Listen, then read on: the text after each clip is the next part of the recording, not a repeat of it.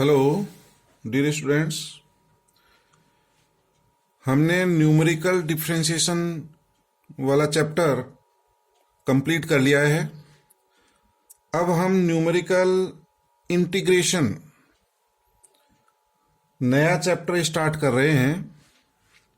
तो आज हम आपको ये बताएंगे कि न्यूमेरिकल इंटीग्रेशन संख्यात्मक समाकलन क्या होता है और संख्यात्मक समाकलन का मान किस प्रकार से ज्ञात करते हैं। यह आज के लेक्चर में हम करवाने जा रहे हैं। तो डियर स्टूडेंट्स, न्यूमेरिकल इंटीग्रेशन क्या होता है, संख्यात्मक समाकलन क्या होता है, आप सभी जो है डेफिनेट इंटीग्रल निश्चित समाकलन पढ़ चुके हो। तो इसमें क्या करते हैं कि डेफिनेट इंटीग्रल, तो डेफिनेट इंटीग्रल क्या होता है, a to b fx dx। ये जो इंटीग्रल होता है जिसमें हमारी ये लिमिट्स दी गई होती हैं, ये डेफिनेट इंटीग्रल निश्चित समाकलन कहलाता है। ठीक है डियर स्टूडेंट्स।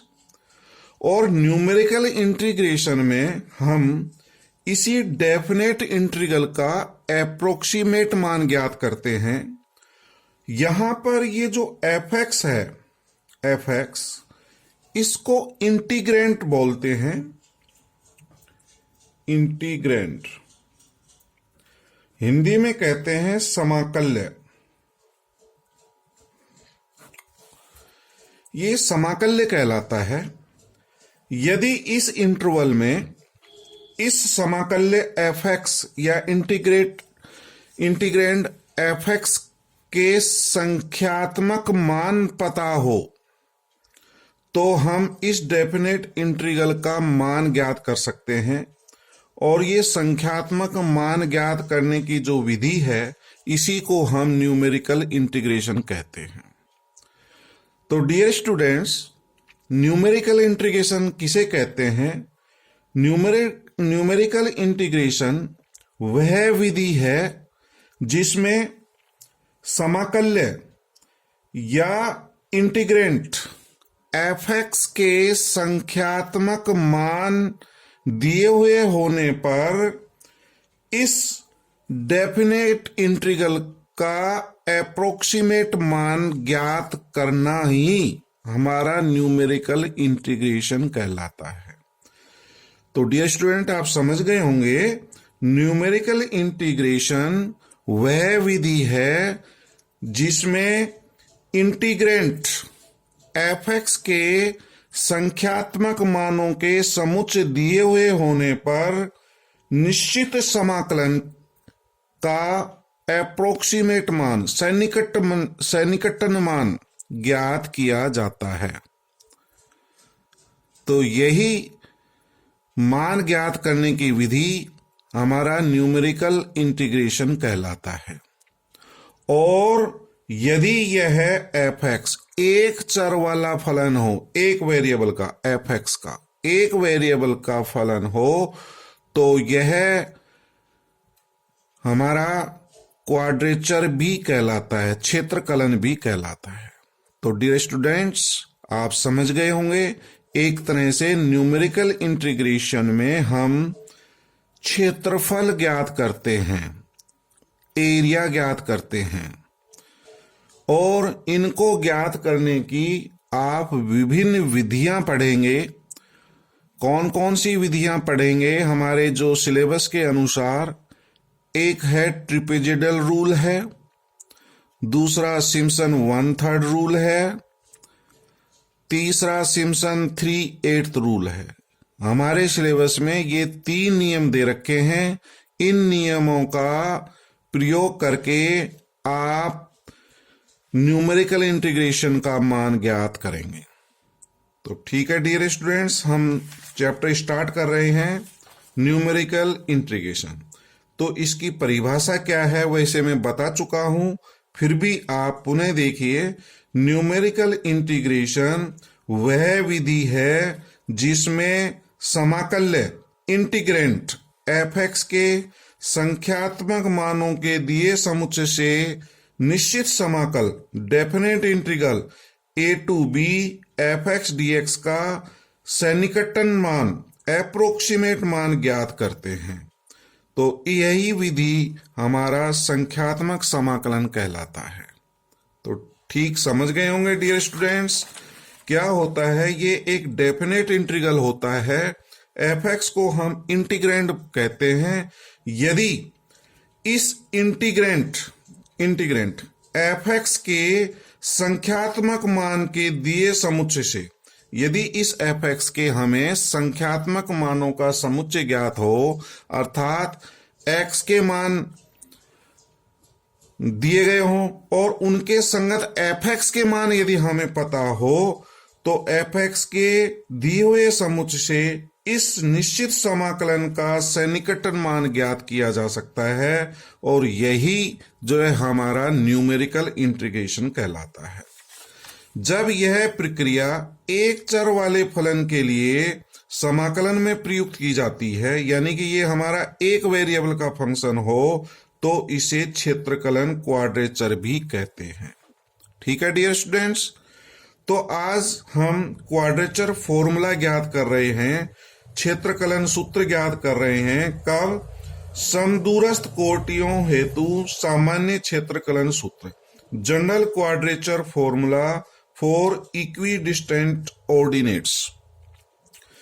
माना a to b f(x) dx, f(x) की जगह हम y का भी प्रयोग कर सकते हैं। This equals to a to b y dx, क्योंकि y हमारा f(x) का फंक्शन होता है, तो f(x) के स्थान पर हम y भी यूज कर सकते हैं। यदि इस इंटरवल को, जो हमारी लिमिट दी गई है a टू b को, हम n+1 समदूरस्थ मानों में विभक्त करें, समदूरस्थ मान का मतलब इक्वल इंटरवल के मानों में विभक्त करें, इसको हम विभक्त कर सकते हैं। कैसे? जितने भी मानों में आप विभक्त करना चाहें उतने मानों में आप विभक्त कर सकते हैं। कैसे?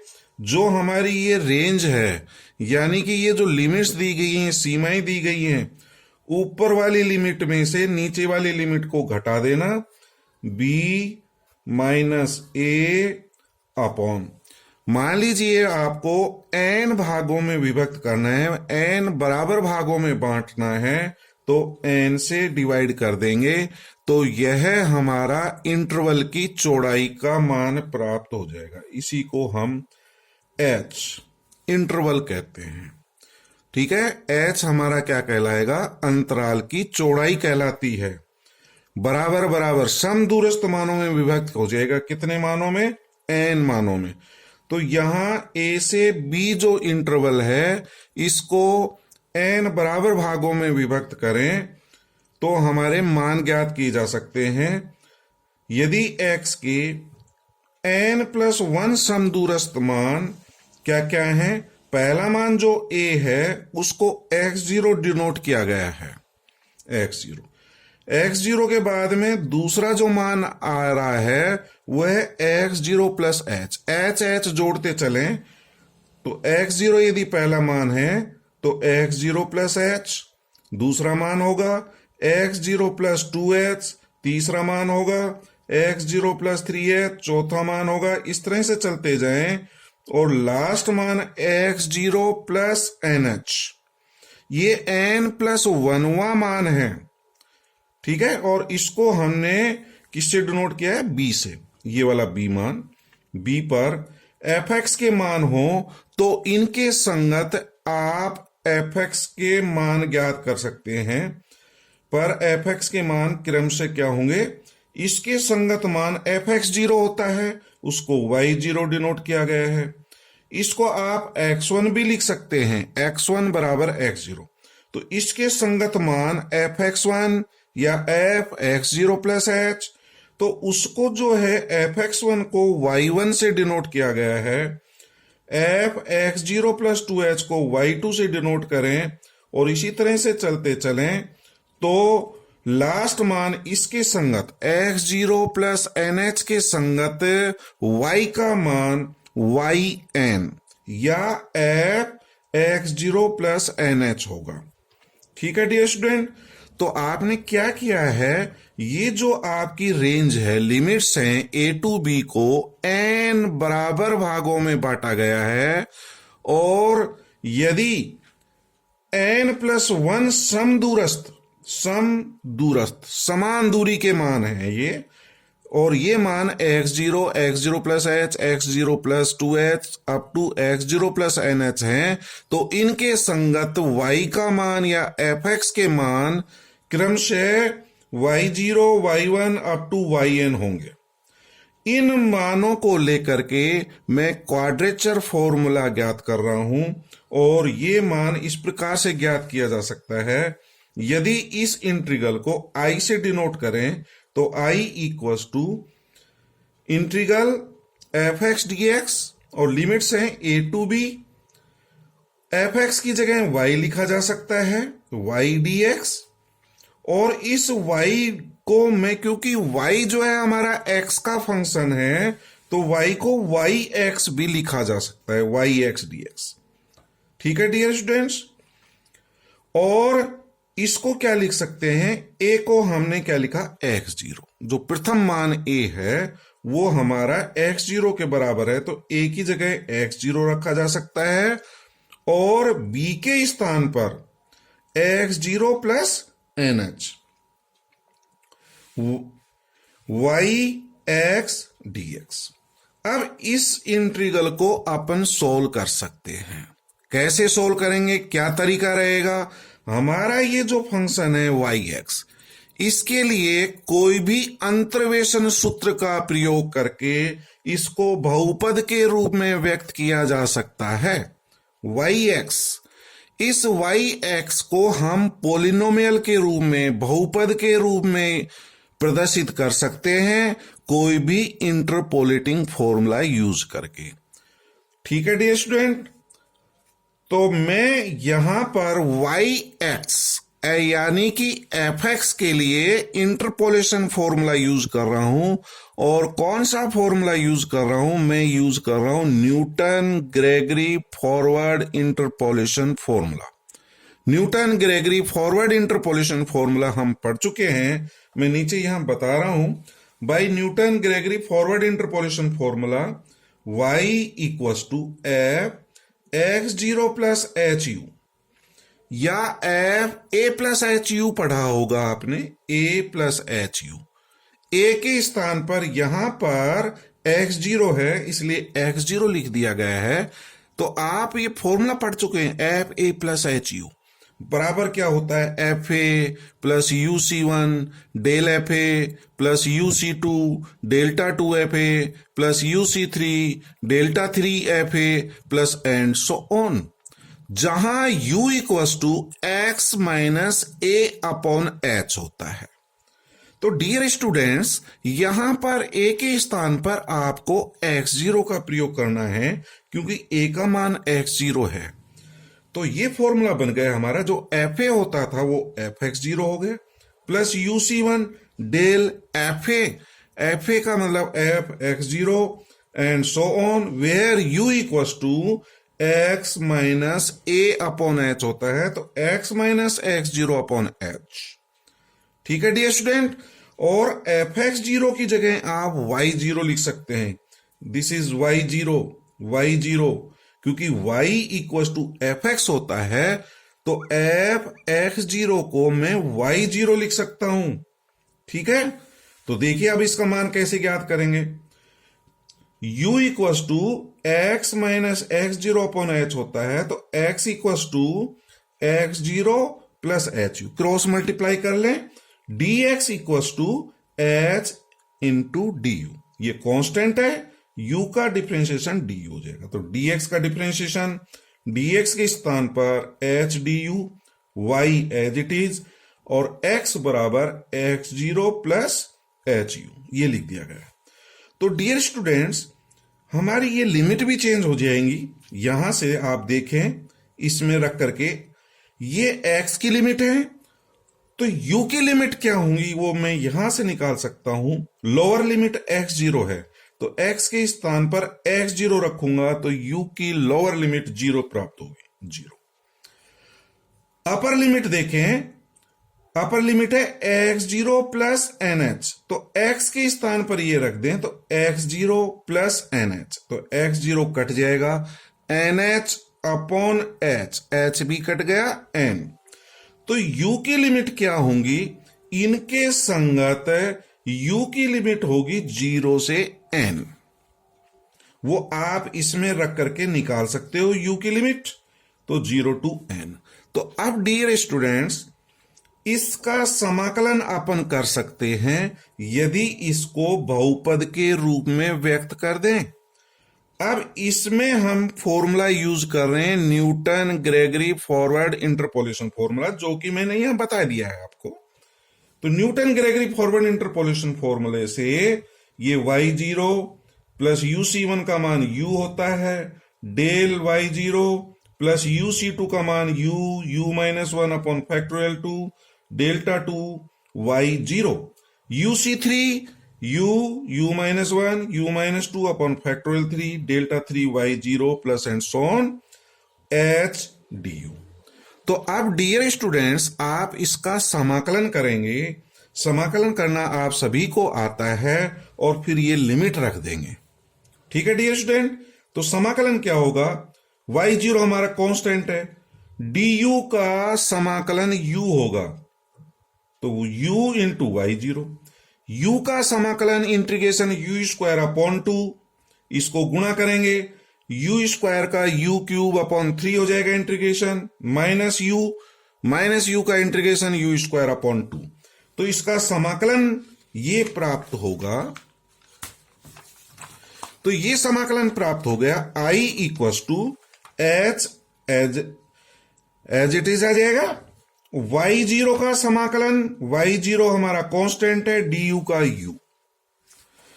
u का u स्क्वायर अपॉन 2, इसको गुणा करना और फिर समाकलन करना, u स्क्वायर का u cube upon 3 minus u आएगा u square upon 2, u square upon 2, ये 1 अपॉन फैक्टोरियल 2 डेल्टा 2 y0, इसको आप गुणा करें और उसका समाकलन करेंगे तो ये प्राप्त हो जाएगा 1 अपॉन फैक्टोरियल 3 u क्यूब आएगा, तो u 4 अपॉन 4, ये इंटीग्रेशन प्राप्त हो जाएगा। लिमिट्स हैं 0 टू n।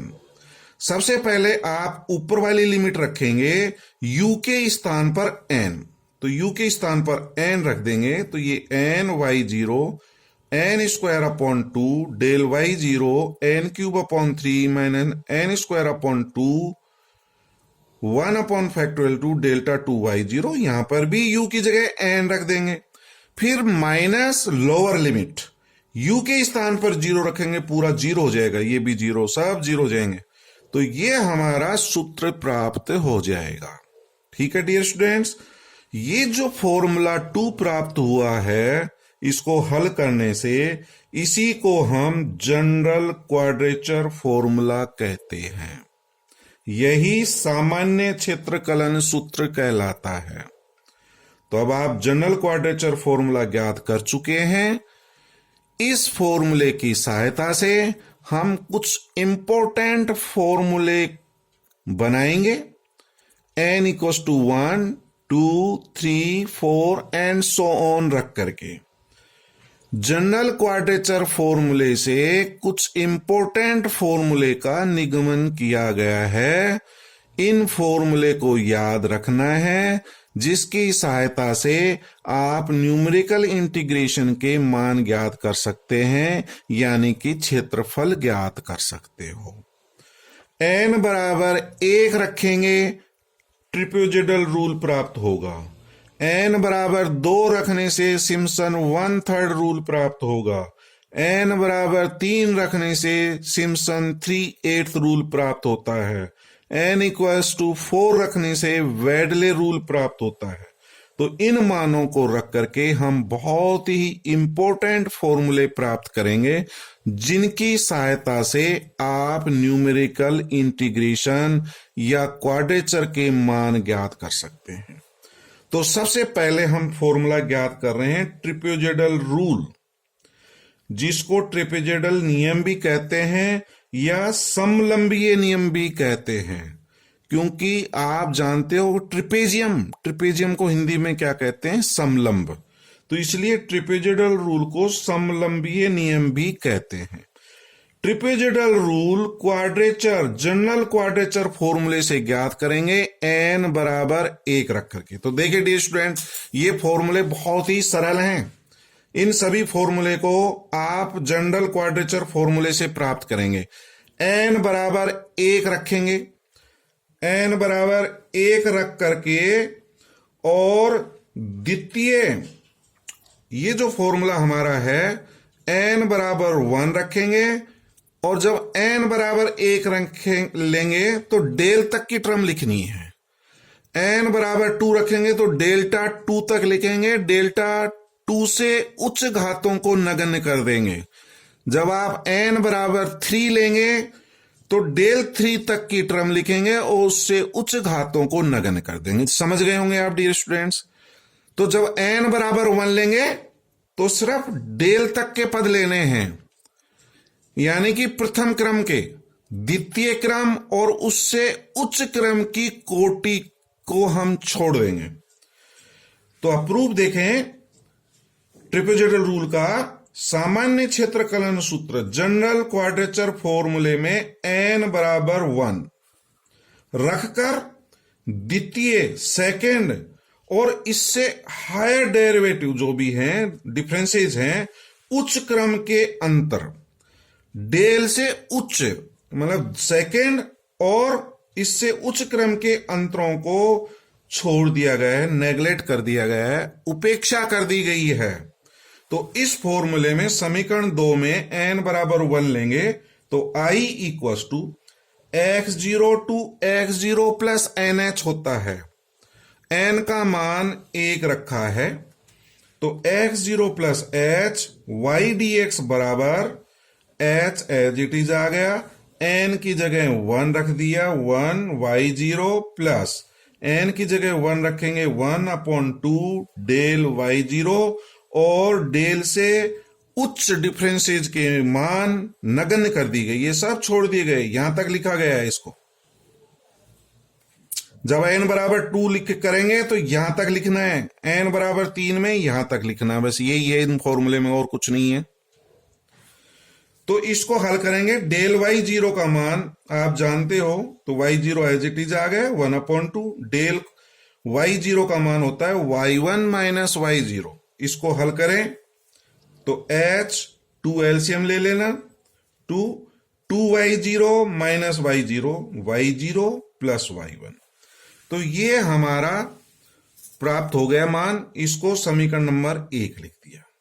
इसी प्रकार ये लिमिट है x0 से x0 प्लस h, n का मान 1। इससे नेक्स्ट मान निकाल रहा हूं मैं x0 प्लस h से x0 प्लस 2h, एक एक का अंतर लेना है, x0 प्लस h से x0 प्लस 2h। तो अब इसको पूरा सॉल्व करने की जरूरत नहीं, यहीं से मैं मान रखूंगा। जैसे आपने x0 लिया था तो इसके संगत मान y0 है, x0 प्लस h जो कि x1 होता है, इसके संगत मान y1 है, तो इसका मान क्या आएगा h/2। ये मान x1 है तो y1, ये मान x2 है तो x2 के संगत y2। इसी तरह से आगे बढ़ाते चलें। यदि integral x0 plus 2h to x0 plus 3h y dx का मान क्या प्राप्त होगा, h/2, इस मान का ये x2 का मान है तो x2 के संगत मान y2 प्लस y3, नेक्स्ट आ जाएगा y3 प्लस y4। इस तरह से चलते जाएं तो लास्ट मान देखें, if we continue this process then last value क्या होगी, इंटीग्रल लास्ट मान होता है x0 प्लस nh जो b के बराबर है। इससे जस्ट पहले एक का अंतर लें, x0 plus n minus 1h equals to h/2 सभी में आ रहा है। इसके संगत मान yn माइनस 1, इसके संगत मान yn। और अब इसको समीकरण नंबर 4 मान लें। आप समीकरण 1, 2, 3, 4 सभी को जोड़ेंगे तो हमें क्या प्राप्त होगा, integral x0 to x0 plus nh तो ये डेफिनेट इंटीग्रल की प्रॉपर्टी जानते हो, x0 से x0 plus H, x0 plus H से x0 plus 2h, x0 plus 2h से x0 प्लस 3h, और लास्ट मान ये है। तो इनको यदि अपन सिंप्लीफाई करें तो इंटीग्रल x0 से x0 plus NHY dx equal to h/2। तो डी स्टूडेंट यहां देखें, y0 की एक टर्म है, y1 और y1, ये 2y1, ये 2y2, 2y3, इस तरह से जुड़ते चलेंगे और ये सब डबल हो जाएंगे, सिंगल टर्म बचेगी yn। तो h/2 y0 प्लस yn, ये तो सिंगल है, बाकी के सभी डबल डबल आएंगे। 2 आप देख रहे हैं y1, इस y1 में से ये y1 जोड़ेंगे 2y1, ये 2y2, 2y3, सिर्फ y0 एक पद है और एक लास्ट इधर yn। तो h/2 y0 plus yn plus twice y1 plus y2 up to yn-1, और यही हमारा ट्रिपेजोइडल रूल कहलाता है। तो इस फॉर्मूले को याद कैसे करेंगे, h/2 ये कहलाती है प्रथम कोटि, फर्स्ट ऑर्डिनेट x0 के संगत, और ये लास्ट है अंतिम कोटि का योग। तो फर्स्ट एंड लास्ट कोटि y0 plus yn plus twice double, और बीच के जितने भी हैं वो यहां आ जाएंगे, फर्स्ट y0 लास्ट यहां पर, और बीच के जो हैं y1 y2 y3 y4 y5 up to yn-1। तो 2 इंटू सभी मध्यवर्ती कोटियों का योग, जितने भी बीच की हैं वो यहां पर आ जाएंगे, फर्स्ट और अंतिम कोटि यहां आ जाएगा। h हमारा क्या कहलाता, अंतराल की चौड़ाई। देखिए डियर स्टूडेंट, नोट, यहां प्रथम क्रम से अधिक सभी अंतरों को नेग्लेक्ट किया गया है। प्रथम क्रम से अधिक मतलब हमने डेल तक का पद लिया था, डेल्टा 2 डेल्टा 3 सभी को छोड़ दिया था, नेग्लेक्ट कर दिया है। अतः ये फलन y बराबर fx, x का एक घातीय फलन होगा, और जो एक घातीय फलन होता है आप जानते वो सरल रेखा को निरूपित करता है। ठीक है डियर स्टूडेंट, ये हमारा ट्रिपेजोइडल रूल है और इस फॉर्मूले को याद भी रखना है। दिस इज ट्रिपेजोइडल रूल, इस फॉर्मूले को याद करना है। याद करना बहुत सिंपल है, ये डेफिनेट इंटीग्रल है, a टू b या x0 से x0 plus nh y dx बराबर h/2 first and last ordinate y0 plus y1 plus twice, और बाकी के सभी ऑर्डिनेट जो बच गए y0 और yn को छोड़ करके y1 से yn-1। तो ट्रिपेजोइडल रूल समझ गए, तो आगे के रूल भी इसी प्रकार से किए गए हैं।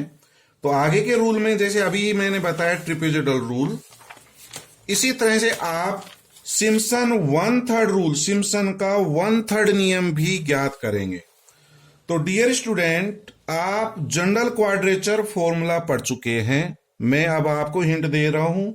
जनरल क्वाड्रेचर फॉर्मूला समीकरण नंबर 2 है, इसमें n बराबर 2 रखेंगे, n इक्वल टू 2, n की जगह 2 रखना है, और जब n बराबर 2 ले रहे हैं तो डेल्टा 2 तक के पद लिखना है। तो तृतीय क्रम और तृतीय से उच्च क्रम, थर्ड फोर्थ फिफ्थ, इन सभी को हम नेग्लेक्ट कर देंगे, अर्थात इससे मान निकलेगा। n का मान 2 रखना, 2, ये 4/2 2 हो जाएगा, यहां पर 8/3 माइनस 4/2 1/2 डेल्टा 2 y0, इसको हम नेग्लेक्ट कर देंगे। जब आप सिम्पसन 1/3 नियम करेंगे तो थर्ड तक लिखना है और उसको सोल्व करना है, यही नियम है। अब आप समझ गए होंगे, मैं इनको आपको हिंट दे देता हूं इनके जरा। तो सिम्पसन 1/3 नियम कैसे ज्ञात करेंगे, ये सिम्पसन 1/3 नियम बताया गया, x0 से x0 plus nh y dx equal to h/3। 1/3 में 1/3 आता है, ट्रिपेजोइडल में 1/2 है, ध्यान रहे। यहां फर्स्ट और last y0 plus yn plus 4 गुना, और यहां विषम ऑर्डिनेट हैं ऑड वाले y1 y3 y5 yn- plus twice या सम ordinates y2, y4, y6, yn-2, ये तो फॉर्मूला है। इसका प्रूफ देखें। जनरल क्वाड्रेचर फॉर्मूले में n बराबर 2 रखकर थर्ड एवं उच्च क्रम के अंतरों को छोड़ देंगे। n बराबर 2 तो कहां तक लेंगे? सेकंड डिफरेंस तक लेंगे। थर्ड डिफरेंस, फोर्थ डिफरेंस, इनकी उपेक्षा कर देंगे, नेग्लेक्ट कर देंगे। तो इस फॉर्मूले में आप जो है इसको यहां तक के लिए सोल्व करेंगे। n बराबर 2 रखना है, 2, तो हमारा ये प्राप्त हो जाएगा 2y0 plus 2 delta y0। n का मान 2 रखना, वहां n क्यूब था तो n cube 8/3 minus n square upon 2 था तो 4/2, 2 हो जाएगा। 1/फैक्टोरियल 2 है तो 1/फैक्टोरियल 2 का मान 2 डेल्टा 2 y0। इसको सिंप्लीफाई करना है। डेल y0 का मान y1 माइनस y0 होता है। डेल्टा 2 y0 का मान यह ज्ञात करके मैंने बताया। डेल्टा 2 y0 बराबर डेल होता है e-1, e-1 का square y0, e square minus 2e plus 1 y0। अब e की घात 2 है तो यहां 2 जोड़ देना, y2 माइनस 2, e की घात 1 है तो 1 इसमें जोड़ देंगे, 0 plus 1 y1 plus y0। Shift operator आपको पता है, ई ऑपरेटर आप पढ़ चुके हैं पहले। जितनी ई की घात है उतना ही आप इसमें जोड़ दें, यदि h का मान 1 है तो ये प्राप्त हो जाएगा।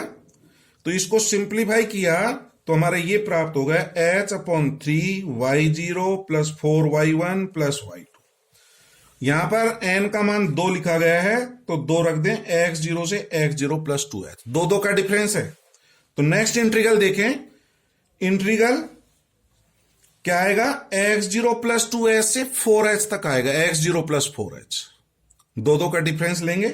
x0 प्लस 2h से 4h लेंगे तो ये हमारा ये प्राप्त हो जाएगा x0 प्लस 2h से x0 plus 4h y dx equal to h/3। कितने का अंतर है? 2 का, n बराबर 2 तो 2 बढ़ा देना इसमें। y0 के स्थान पर y2, ये y3, y4, तो ये सेकंड इक्वेशन। फिर हमारा x0 प्लस 4h से x0 प्लस 6h, ये लिमिट्स लेंगे, y ds इसका मान निकाल सकते हैं। h/3 कितने का डिफरेंस है? 2 का, तो 2 बढ़ा दें, y4, y5, y6, और लास्ट मान होगा इंटीग्रल x0 प्लस nh, ये लास्ट लिमिट है, इसमें से 2 कम n-2h तक, ठीक है, h/3। यहां पर मैं अब क्या लिख सकता हूं? देखिए ये मान क्या आ रहा है? y4, y5, y6, लास्ट 6 है तो लास्ट हमारा yn होगा, इससे पहले yn-1 होगा, इससे जस्ट पहले yn-2 होगा। समझ गए स्टूडेंट्स? यहां पर लास्ट वैल्यू yn, उससे पहले yn-1, yn-2, इसका गुणांक 1 है, ये 4, ये 1, इन सभी को जोड़ेंगे। अब इनको जोड़ना है सभी को, तो जोड़ करके हमारा सिम्पसन 1/3 नियम बन जाएगा, h/3 y0 प्लस yn। तो y0 सिंगल टर्म है, y0 और कहीं नहीं आ रहा, देखिए y0 और yn भी सिंगल है, तो y0 प्लस yn प्लस 4, बीच में ये जितने भी 4 वाली टर्म है वो लिख देना, y1 plus y3 plus y5 plus up to yn-1। फिर ये आपकी जस्ट डबल हो जाएंगे, देखिए y4 यहां आ रहा है और y4 यहां पर भी है, डबल हो जाएगा। y2 समीकरण 1 में, समीकरण 2 में y2 डबल, तो ये डबल आ जाएंगे, डबल में y2, y4, y6 और yn-2 तक। और यही हमारा सिम्पसन 1/3 नियम कहलाता है, h/3। इसको याद कैसे रखें? प्रथम और लास्ट कोटि प्लस 4 गुणा, ये मल्टीपल याद रखें, गुणज जो है इसका 4 है, 4 में विषम कोटियों का योग, ये विषम कोटि है, y1, y3, y5 and so on, plus twice, और ये हमारी कहलाती है समकोटियों का योग। यही हमारा सिम्पसन का 1/3 नियम कहलाता है। तो डियर स्टूडेंट, इस सूत्र का प्रयोग करते समय यह ध्यान रखना चाहिए कि समाकलन का जो अंतराल होता है, जो लिमिट्स होती हैं, उन लिमिट्स को आपको 2 के मल्टीपल्स में डिवाइड करना है। ए टू बी जो हमारा इंटरवल होगा, जो लिमिट्स होंगी, उनको 2 के मल्टीपल में डिवाइड करते हैं। ए बी के समदूरस्थ विभाजनों की संख्या, जैसे हमने n बराबर 2 लिया है तो 2 के गुणज में डिवाइड करना पड़ेगा। आप 2, 4, 6, 8, 10, 12, 14 इनमें डिवाइड कर सकते हैं, ध्यान रहे। n बराबर 2। इस सूत्र के निगमन में आपने द्वितीय क्रम से अधिक के सभी अंतरों की उपेक्षा करी है। n बराबर 2 लिया है तो सेकंड डिफरेंस तक लिखा है और सेकंड डिफरेंस से अधिक के अंतरों की उपेक्षा की गई है। अतः y बराबर fx एक द्विघातीय बहुपद होगा। सेकंड डिफरेंस तक लिखा है तो ये हमारा सेकंड ऑर्डर का बहुपद होगा, जिसको आप इस तरह से लिख सकते हो y बराबर fx a0x square plus a1x plus a2। ये देखिए सबसे बड़ी घात कितनी है? 2, तो ये 2 घात का बहुपद है। डियर स्टूडेंट, जब n बराबर 3 लेंगे तो वो 3 घात का बहुपद होगा। तो ये कहलाता है सिम्पसन 1/3 नियम। तो डियर स्टूडेंट्स, आज हमने आपको जनरल क्वाड्रेचर फॉर्मूला और उसमें n का मान 1 और 2 लेकर के ट्रापेजॉइडल रूल और सिम्पसन 1/3 नियम ज्ञात करे हैं। आप इन सूत्र को याद रखिए। कल हम आपको n बराबर 3 लेकर के सिम्पसन 3/8 का नियम ज्ञात करेंगे। आप उसको ट्राई करना, n बराबर 3 लेना, थर्ड डिफरेंस तक का लेना, फोर्थ डिफरेंस और उससे उच्च कोटि के अंतरों को छोड़ देंगे और उस समाकलन को हल करना। Thank you.